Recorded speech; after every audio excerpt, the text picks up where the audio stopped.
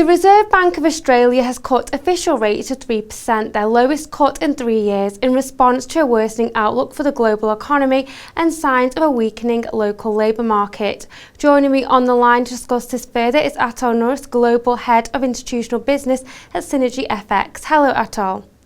At today's meeting, the Reserve Bank of Australia cut the cash rate by 25 basis points to 3%. What are your thoughts on this? Well, today's 25-point rate cut was seen as a line ball decision up until 2 weeks ago. However, expectations of the rate of a cut surged, with 83% of economists expecting a cut at the start of the week, after we saw a raft of weaker domestic and international information released.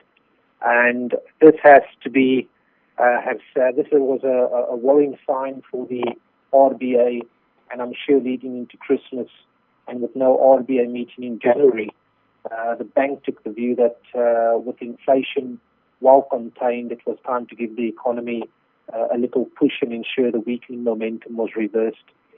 From the RBA's announcement that accompanied the rate cut, was clear that the continuing debt problems in Europe, the fiscal cliff issues of the US, and the more moderate Chinese growth over the past 10 months only made the decision easier. Amazingly, we now sit on a 3% interest rate, which is the lowest rate since the RBA started setting rates in 1990. And it really gives you an idea of just how much the Australian economy has come off in the past 12 months. In 12 months, which the RBA has cut rates by a total of 175 basis points. And how do you think the RBA decision will influence the strength of the Aussie dollar? Well, traditionally, the Australian dollar should come off after a rate cut, and the RBA would have been hoping that this was the case. However, with the US sitting on the fiscal cliff and the ECB chief telling Europeans not to expect growth to resume until the second half of 2013, the Australian dollar continues to remain an attractive garage for global investors to park their funds in.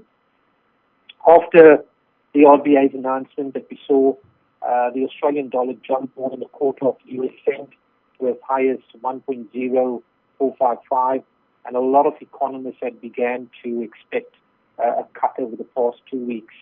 Now, the high Australian dollar continues to remain the annoying mosquito in the RBA's bedroom, and it will be interesting to see how loud the buzzing will get over the December-January break, and I would expect if further rate cuts come in the first half of next year and the recovery in the US keeps on track, the Australian dollar would have to follow protocol and fall back to parity. Australian GDP is at 3.7%. What results do you think we can expect from tomorrow's data release? Personally, I believe that we will see GDP in line with expectation for an annual growth figure of around 3%.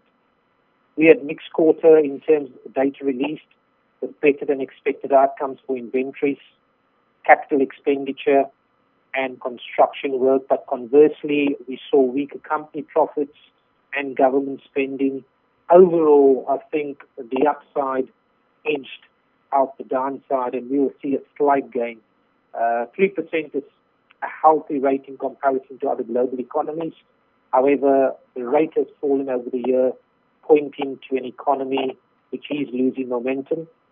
As I said earlier, with today's rate cut, hopefully Australia can reverse this momentum shift as we head into 2013.